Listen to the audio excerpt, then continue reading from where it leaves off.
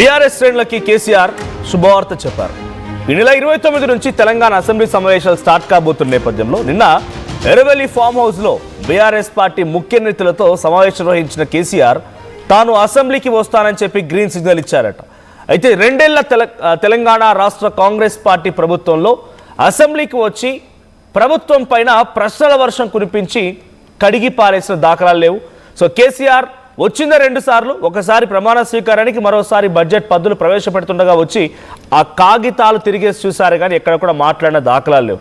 So ఇప్పుడు కేసీఆర్ అసెంబ్లీకి రాబోతున్నారనేటువంటి ఒక గుడ్ న్యూస్ని అటు బీఆర్ఎస్ పార్టీ శ్రేణులకి కేసీఆర్ చెప్పడం జరిగింది. So present KCR farm house దగ్గర నిన్న ముఖ్య నేతలతో, మాజీ మంత్రులతో, మాజీ ఎమ్మెల్యేలతో, ప్రస్తుత ఎమ్మెల్యేలతో ఒక ప్రత్యేక సమావేశం నిర్వహించారు కేసీఆర్. పాలమూరు రంగారెడ్డి ప్రాజెక్టుకు సంబంధించిన విషయాలపైన ఆయన మాట్లాడుకొచ్చారు.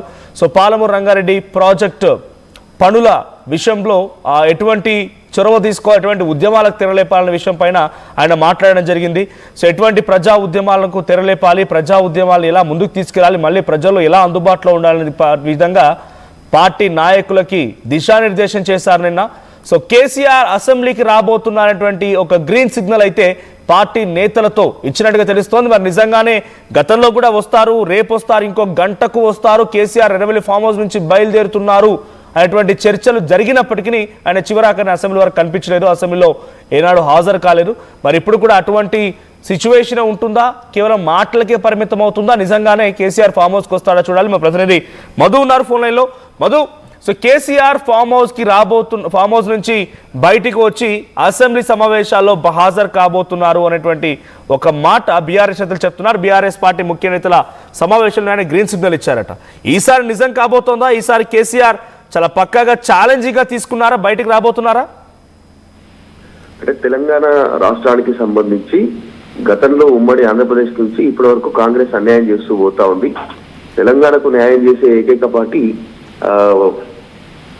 భారతీయ రాష్ట్ర సమితి బీఆర్ఎస్ తప్ప వేరే ఛాన్స్ లేదు, ఇదే జనాలకు వివరిద్దామనేటువంటి స్టేట్మెంట్ చేసినట్టుగా తెలుస్తా ఉంది. సో మొత్తానికి హెల్త్ పాలసీకి సంబంధించినటువంటి అంశం పైన కానీ, ఫార్మాసిటీ భూములు తీసుకొని ఈరోజు రియల్ ఎస్టేట్ పైన దృష్టి పెట్టినటువంటి అంశం, వీటిని జనాల్లోకి తీసుకెళ్దాం, వీటి గురించి అసెంబ్లీలో చర్చ చేద్దాం, అవసరమైతే అసెంబ్లీకి నేను హాజరవుతాను, ప్రభుత్వ వైఖరి ఎట్లా ఉందో, వారి వ్యూహం ఎట్లా ఉందో ఆలోచిద్దాం, దాని తర్వాత ప్రజాక్షేత్రంలో పూర్తి స్థాయిలో ప్రభుత్వాన్ని ఎండగడదామనేటువంటి స్టేట్మెంట్ చేసినట్టుగా తెలుస్తా ఉంది నాయకులతో. సో కేసీఆర్ ఈసారి హాజరవుతున్నారు అనేటువంటి చర్చ జరుగుతుంది. అధికారికంగా పార్టీ ప్రకటించినప్పటికీ నిన్న ఎర్రవల్లి ఫామ్ హౌస్ లో జరిగినటువంటి సమావేశంలో అసెంబ్లీ సమావేశాలకు కేసీఆర్ హాజరవుతున్నారు, నేను ఖచ్చితంగా వస్తానని చెప్పినట్టుగా ప్రచారం అయితే జరుగుతా ఉంది.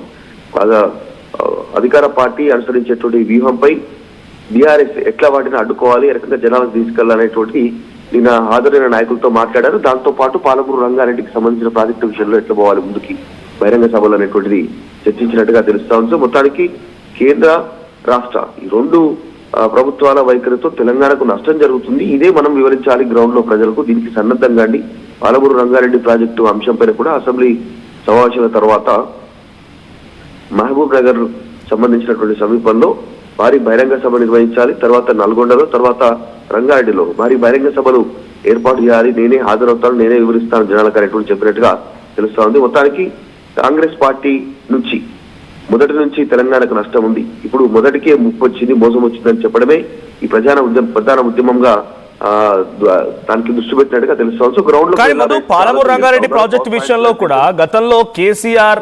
55,000 కోట్ల రూపాయలతో నిర్మిస్తామనే రకంగా డిపిఆర్ ని కేంద్రానికి పంపిస్తే అప్పుడు ఆయన పంపిన డిపిఆర్ ఇప్పుడు వెనక్కి తిరిగి వచ్చింది. ఇప్పుడు కొత్తగా వీళ్ళు మళ్ళీ డిపిఆర్ రూపొందిస్తున్నామని కాంగ్రెస్ పార్టీ ప్రభుత్వం చెప్తోంది. సో దీనికి ముమ్మాటికి వైఫల్యం చెందింది కేసీఆర్ ప్రభుత్వం. కేసీఆర్ అనేటువంటి మాటని కాంగ్రెస్ పార్టీ నేతలు మీడియా సమావేశాలు పెట్టి మరీ చెప్తూ ఉన్నారు. దీనికి కేసీఆర్ ఏం సమాధానం చెప్పే అవకాశం ఉంది? ఈసారి అసెంబ్లీ సమావేశాల్లో మెయిన్ టాపిక్ పాలమూరు రంగారెడ్డి ప్రాజెక్టే కాబోతుందా కేసీఆర్ ఉద్దేశంలో?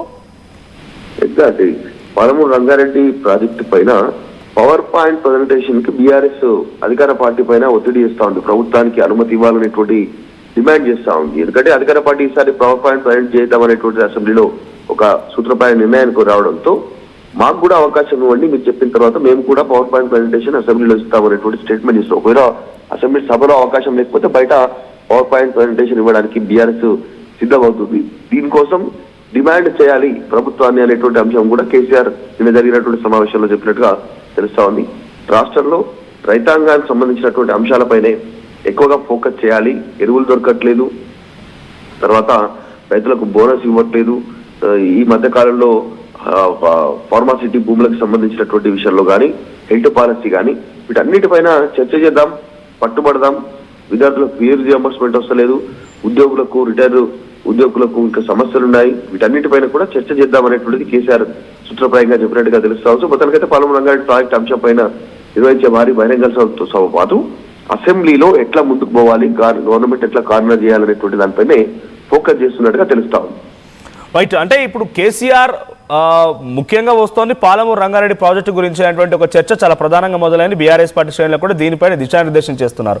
కానీ కాంగ్రెస్ పార్టీ ఇప్పుడు యాక్చువల్గా సభలు సమావేశాలు నిర్వహిస్తున్నదానికి ముఖ్య ఉద్దేశం మున్సిపాలిటీ, ఎంపీటీసీ, జెడ్పీటీసీ ఎన్నికలు 42% బీసీ రిజర్వేషన్ ఎలా కేటాయించాలనే దానిపైనే మా ముఖ్య ఎజెండా ఉండబోతోంది అనే రకంగా వాళ్ళు మాట్లాడుతున్నారు. సో ఈ అంశం చర్చకు వస్తుందా? అటువంటి సిచ్యువేషన్ ఉంటుందా? ఒకవేళ అక్కడ అసెంబ్లీలో కనుక అవకాశం కల్పించకపోతే దీని ఆల్రెడీ ముఖ్య నేతలతో సమావేశం చేసిన కేసీఆర్ ఎటువంటి కార్యాచరణ రూపొందించారు? ఏ రకమైనటువంటి ఆందోళనలు, నిరసనలతో ఈ పాలమూరు రంగారెడ్డి ప్రాజెక్టు విషయం పైన కాంగ్రెస్ పార్టీ ప్రభుత్వం పైన పోరాటం చేయబోతున్నారు?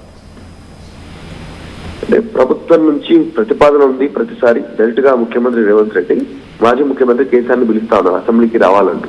సో ఇన్నిసార్లు చూస్తా ఉన్నారు. ఖచ్చితంగా మనం కూడా హాజరవుదాం, ప్రభుత్వ వైఖరి ఎట్లా ఉంది అది ప్రజలకు వివరించే ప్రయత్నం చేద్దాం. వచ్చిన తర్వాత నిజంగా అర్థవంతమైన చర్చకు అవకాశం ఉంటే ఓకే, ప్రభుత్వం చెప్పిన తర్వాత సమాధానం ఇచ్చేయడానికి మనకు కూడా అవకాశం ఉంటే మనం కూడా చర్చిద్దాం ప్రజా సమస్యలు అనేటువంటి దానిపైన కేసీఆర్ ఆలోచిస్తున్నట్టుగా చర్చ అయితే కొనసాగుతుంది. పోయినట్ల హాజరై ఒకవేళ అధికార పార్టీ ప్రతిపక్ష బీఆర్ఎస్ కి సమయం ఇవ్వకుండా ఇంకా ఇతరత్రకు సంబంధించినటువంటి ఏదైనా వ్యూహరచనతో ముందుకు పోతే మాత్రం దాన్ని జనాలకు వివరిద్దాం, వాళ్ళకి అర్థమవుతుంది, జనాలని గమనిస్తున్నారు అనేటువంటి స్టేట్మెంట్ చేసినట్టుగా తెలుస్తా ఉంది. ప్రభుత్వ వైఖరి చూసిన తర్వాత జనాలకు వివరిద్దాం, అసెంబ్లీలో ఏం మాట్లాడాలి, వాళ్ళు ఎందుకు పిలిచారు, ఏం జరుగుతుంది అనేటువంటి అంశం పైన మనకు సమయం ఇస్తున్నారా, ఇవ్వరా, కేవలం ఏకపక్షంగా వివరించేటువంటి అవకాశం ఉందా? సో జనాలన్నీ గమనిస్తున్నారని చెప్పినట్టుగా తెలుస్తా ఉంది. ప్రస్తుతానికి మాత్రం ఫార్మాసిటీ, హెల్త్ పాలసీ, కాంగ్రెస్ ఇచ్చినటువంటి హామీల విషయంలో కానీ, ప్రధానంగా పాలమూరు రంగారెడ్డికి సంబంధించినటువంటి అంశంపైనే హాట్ గా చర్చ జరిగే అవకాశం ఉంది. సార్ నిజంగా కేసీఆర్ కనుక హాజరైతే మాత్రం పెద్ద ఎత్తున చర్చనీయాంశం అయ్యే అవకాశం ఉంది. నిజంగానే మైక్ గనక కేసీఆర్ కి అసెంబ్లీలో అనుకున్న స్థాయిలో మైక్ ఇవ్వగలిగితే ప్రతిపక్షాలకు, కేసీఆర్ కూడా ప్రభుత్వాన్ని టార్గెట్ గా మాట్లాడేటువంటి సిచ్యువేషన్ ఉంది. సో కేసీఆర్ హాజరవుతున్నారా లేదా అనేటువంటి అధికారికంగా బీఆర్ఎస్ ప్రకటించినప్పటికీ నిన్న నాయకులతో కేసీఆర్ అన్నటువంటి సిచ్యువేషన్ బయట చర్చ జరుగుతా ఉంది. నేనే వస్తాను స్వయంగా అసెంబ్లీకి, చూద్దాం ప్రభుత్వం వైఖరి ఎట్లా ఉంది అనేటువంటి అంశం మాట్లాడడంతో సో ఈసారి అసెంబ్లీకి కేసీఆర్ రానున్నట్టుగా చర్చ జరుగుతుంది. Right, thank you Madhu.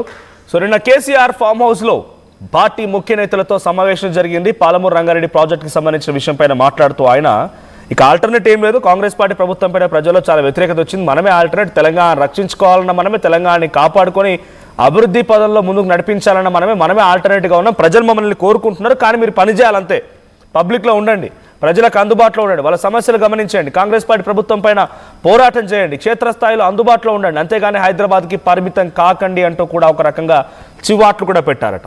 So assembly సమావేశాలకు వస్తారు తేల్చుకుంటానిక కాంగ్రెస్ పార్టీ ప్రభుత్వంతో అని చెప్పి సవాల్ కూడా చేశారంట. సో కేసీఆర్ అసెంబ్లీకి రాబోతున్నారనేటువంటి మాటని, గ్రీన్ సిగ్నల్ ఇచ్చారనేటువంటి మాటని బీఆర్ఎస్ పార్టీ నేతలు చెప్తున్నారు. గతంలో కూడా ఇదే మాదిరిగా అన్ని రకాల గ్రీన్ సిగ్నల్స్ వచ్చినప్పటికీ చివరాకన్నా ఆయన రాకుండా ఉండిపోయారు. మరి ఈసారి ఏం జరుగుతుందో చూడాలి. సో కాంగ్రెస్ పార్టీ ప్రభుత్వం కేసీఆర్ అసెంబ్లీకి వస్తే కేసీఆర్ ఎలా ట్యాకిల్ చేయబోతోంది, కేసీఆర్ పైన ఎటువంటి ప్రశ్నల వర్షం కురిపించబోతోంది, నిజంగా ఆయన పట్టుబట్టేటువంటి అంశం పాలమూరు రంగారెడ్డి ప్రాజెక్టు పైన కాంగ్రెస్ పార్టీ ప్రభుత్వం అసెంబ్లీలో మాట్లాడడానికి అవకాశం ఇస్తుందా లేదా అనేది చూడాల్సిన అవసరం అయితే ఉంది. సో మీ అభిప్రాయం ఏంటి? కేసీఆర్ అసెంబ్లీకి వస్తే ఎలా ఉండబోతుందని మీరు అనుకుంటున్నారు? కామెంట్ చేయండి.